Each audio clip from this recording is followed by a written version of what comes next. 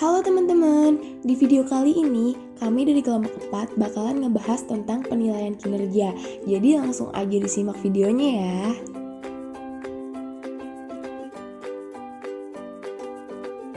Apa sih penilaian kinerja itu? Menurut Dewi Hanggraini dan Sukijono Tatmojo, penilaian kinerja atau performance appraisal adalah suatu proses yang diselenggarakan oleh perusahaan untuk mengevaluasi atau melakukan penilaian kinerja individu setiap karyawannya. Pengertian yang kedua, menurut Herman Shafdadi, penilaian kinerja adalah penilaian tentang prestasi kerja karyawan dan akuntabilitasnya.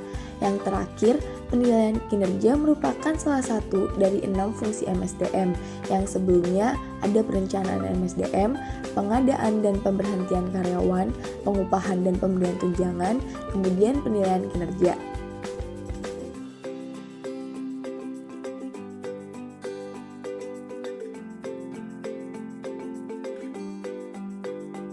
Selanjutnya, apa aja sih manfaat penilaian kinerja pada MSDM? Manfaat yang pertama adalah mengevaluasi kinerja. Manfaat yang kedua, mengembangkan dan memotivasi karyawan. Yang ketiga, memverifikasi bahwa karyawan memenuhi standar kinerja. Kemudian yang terakhir, membantu karyawan mengelola kinerjanya. Adapun syarat penilaian kinerja yang baik yaitu harus dapat memberikan gambaran akurat tentang kinerja yang diukur, yaitu dengan benar-benar menilai prestasi kerja karyawan yang dinilai. Yang kedua, penilaian harus mempunyai hubungan dengan pekerjaan atau job related, yaitu dengan benar-benar menilai perilaku atau kerja karyawan.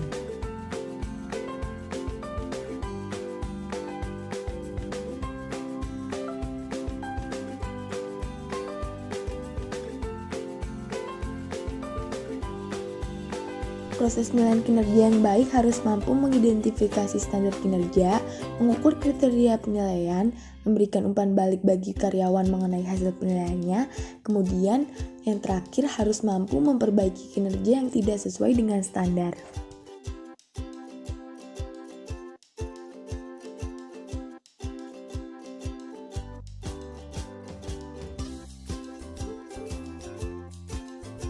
Selanjutnya, apa sih standar penilaian kinerja itu? Standar kinerja atau performance standar adalah patokan-patokan yang digunakan sebagai dasar dalam penilaian kinerja aktual karyawan.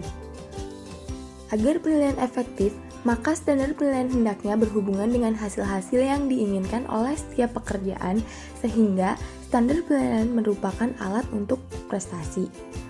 Alat ukur yang baik harus memenuhi dua unsur. Yang pertama, validitas. Validitas adalah bila alat ukur itu mengukur yang harus diukur. Yang kedua, reliabilitas adalah bila alat ukur itu memberikan hasil ukur yang konsisten.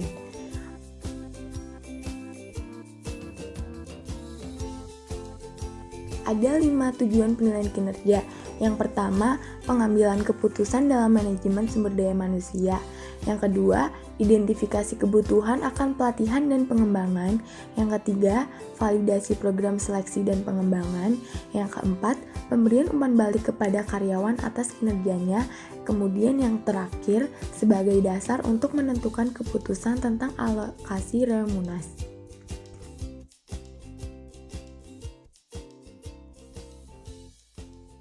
Berikut asumsi perilaku manusia sebagai sumber daya manusia yang mendasari pentingnya penilaian kinerja menurut Sukijono Tatmojo. Yang pertama, ingin mendapatkan peluang untuk mengembangkan kemampuan kerja secara maksimal.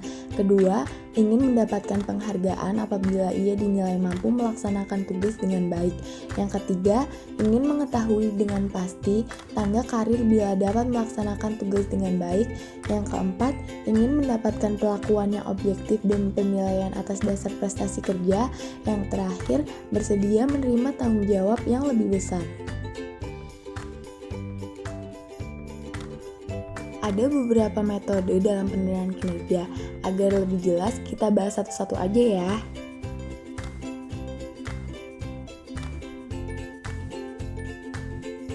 Yang pertama, metode daftar pernyataan atau checklist method merupakan daftar pernyataan deskriptif atau sifat-sifat yang mendeskripsikan perilaku yang berhubungan dengan pekerjaan.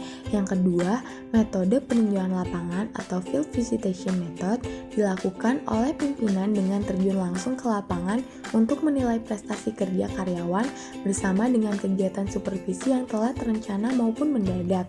Yang ketiga, metode narasi atau naratif method memungkinkan penilai memberikan penilaian yang dapat menunjukkan karakteristik unik tentang kekuatan dan kelemahan, bakat, dan keahlian dalam bentuk narasi atau esai.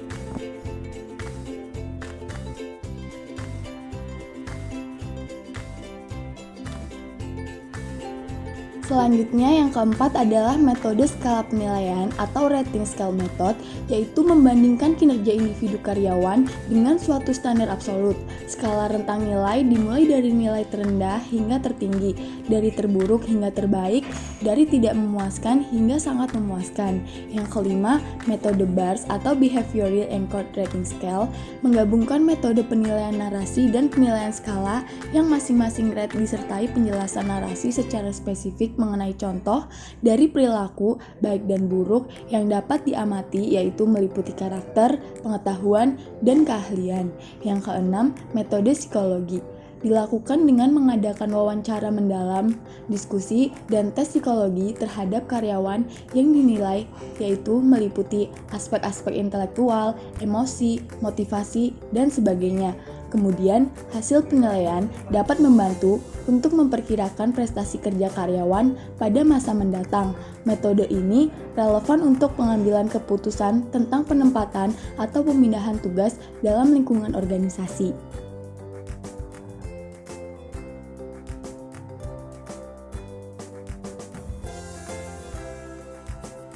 Selanjutnya, metode MBO atau Management by Objective dilakukan bersama-sama antara pimpinan sebagai penilai dan karyawan sebagai yang dinilai dalam menentukan tujuan dan sasaran pelaksanaan pekerjaan pada waktu yang datang. Dan kemudian dengan menggunakan tujuan-tujuan dan sasaran tersebut, secara bersama-sama pula pimpinan dan karyawan melakukan penilaian prestasi kerja. Yang kedelapan, metode kejadian kritis dilakukan dengan mencatat kejadian-kejadian kritis dari perilaku yang dianggap tidak biasa atau sangat efektif dan yang buruk atau sangat tidak efektif.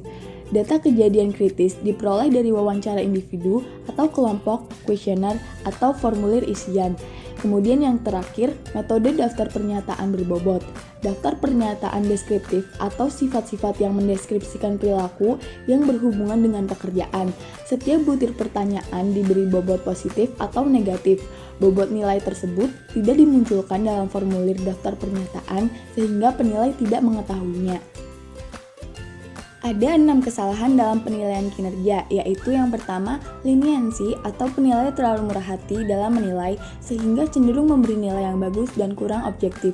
Yang kedua, strictness, penilai terlalu buruk dalam menilai sehingga cenderung memberi nilai yang buruk atau jelek dan tidak objektif. Yang ketiga, personal prejudice atau stereotyping, penilai yang tidak didasarkan atas kinerja individu melainkan didasarkan pada kelompok tempat individu tersebut berasal.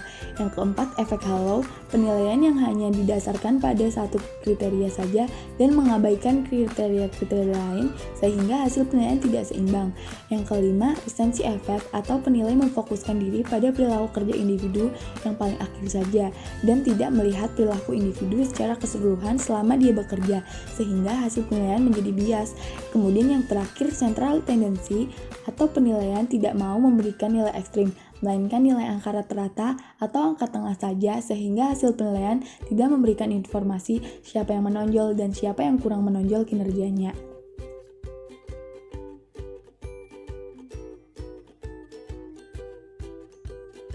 Selanjutnya, kami akan jelaskan tentang pengaruh penilaian kinerja terhadap kepuasan kerja dan prestasi kerja.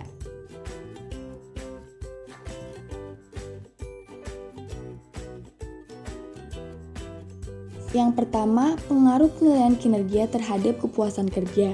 Kepuasan kerja merupakan salah satu dari tujuan akhir yang ingin dicapai oleh karyawan. Handoko mengemukakan bahwa kepuasan kerja adalah keadaan emosional yang menyenangkan atau tidak menyenangkan dengan mana para pekerja memandang pekerjaan mereka. Hal ini nampak dalam sikap positif karyawan terhadap pekerjaan dan segala sesuatu yang dihadapi di lingkungan kerjanya. Penilaian kinerja adalah salah satu metode yang dapat digunakan oleh perusahaan untuk mengetahui dan menilai seberapa besar kepuasan kerja karyawan akan pekerjaannya dan lingkungan kerjanya. Alasan penilaian dilakukan adalah untuk meningkatkan tingkat kepuasan kerja para karyawan dengan memberikan pengakuan terhadap hasil kerja mereka. Penilaian kepuasan kerja karyawan akan dapat dipahami melalui sikap individu terhadap pekerjaan yang dilakukan. Semakin banyak aspek dalam pekerjaan yang sesuai dengan keinginan individu, maka semakin tinggi tingkat kepuasan yang dirasakan.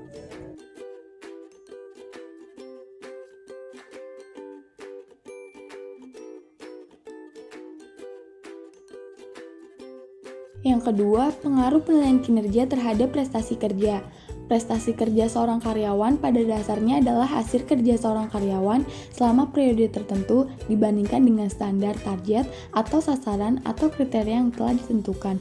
Menurut Hasibuan, prestasi kerja adalah suatu hasil kerja yang dicapai seorang dalam melaksanakan tugas-tugas yang dibebankan kepada yang didasarkan kecakapan, pengalaman, dan kesungguhan serta waktu. Melalui mekanisme penilaian kinerja akan dapat diketahui bagaimana tugas dan tanggung jawab dari seorang karyawan dilaksanakan dan seberapa jauh hasilnya dalam memenuhi standar yang telah ditentukan. Armstrong dalam Ratna menyatakan bahwa pengelolaan prestasi kerja berdasarkan dari informasi yang diperoleh dari penilaian prestasi kerja. Oleh karena itu, tujuan dari penilaian kinerja adalah membantu untuk memperbaiki prestasi kerja dengan mengetahui kekuatan dan kelemahan serta melakukan hal-hal yang mengembangkan kekuatan dan mengatasi kelemahan. Nah, gimana teman-teman? Pada paham nggak sama penjelasan kita?